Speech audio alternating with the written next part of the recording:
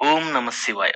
మనం ఈరోజు భారతదేశంలోని అత్యంత ప్రాచీన మరియు మునుపెన్నడూ చూడని ఎంతో విభిన్నమైన శివలింగం గురించి తెలుసుకోబోతున్నాం. ఇదే పరశురామేశ్వర స్వామి ఆలయం గుడిమల్లం. తిరుపతికి అత్యంత సమీపమైన నాయుడుపేటకు దగ్గరలో ఉంది. ఈ శివలింగం సుమారుగా 2300 సంవత్సరాల పురాతనమైనదిగా పురావస్తు శాఖ వారు తెలియజేశారు. ఈ లింగం నల్ల బసాల్ట్ రాయితో తయారు చేయబడినది అని తెలియజేయడం అది, మరియు దాదాపు 5 అడుగులు ఎత్తు ఉంటుంది. నల్ల బసాల్ట్ అనగా అత్యంత కఠినమైన శిల అని అర్థం. ఈ లింగంలోనే బ్రహ్మ, విష్ణువు మరియు మహేశ్వరుల ప్రతిరూపం అని కూడా అంటారు. ఇది ఎంతో ప్రత్యేకమైనదిగా పేర్కొనడానికి ముఖ్య కారణం శివుని ముందు భాగంలోని శివుని మానవాకార రూపం చెక్కబడి ఉంటుంది.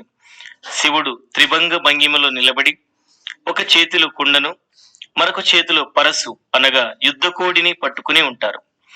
ఆయన మెడ చుట్టూ ఒక సర్పం కనిపిస్తుంది. ఈ ఆలయ శిల్పకళా శైలి భారతీయ పురాతన కళలైన బౌద్ధ మరియు జైన నిర్మాణాలను పోలి ఉంటుంది. ఇక ఈ గుడిమల్లం ఆలయ చరిత్ర పరిశీలిస్తే ఈ ఆలయం చిన్నది మరియు ఎంతో పొందికైనది.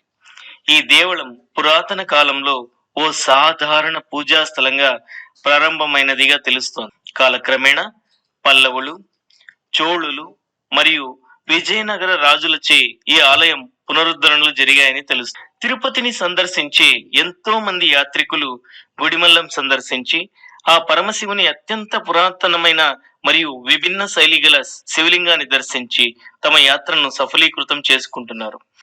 ఆ పరమశివుడి ఆశీస్సులు మీ అందరికీ కలగాలని మనస్ఫూర్తిగా కోరుకుంటున్నాను. ఈ శివరాత్రి పర్వదినాన అందరికీ ఆ దేవదేవుని ఆశీస్సులు కలగాలని మనస్ఫూర్తిగా కోరుకుంటున్నాను.